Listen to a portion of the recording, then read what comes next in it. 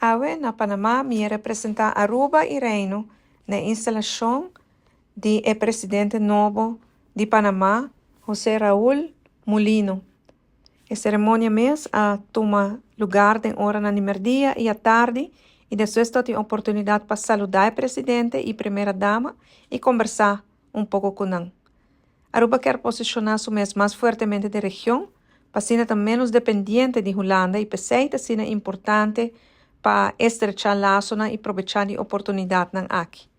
Presente na ocasião aqui também está Rei Felipe de Espanha e presidente de Colômbia, de República Dominicana, de Costa Rica, de Honduras e de Barbados. Também primeiro-ministro de Belize e vice-presidente de Guatemala e El Salvador. Estava momento sumamente oportuno para estrechar laços que o país aqui, para assim, na verdade, nos por realizar o desejo de estar mais fortemente posicionado. De nome de Aruba e de nome de Reino, nos deseja presidente Mulino e entero pueblo de Panamá, hope e éxito e turcos bom de período nos dilante.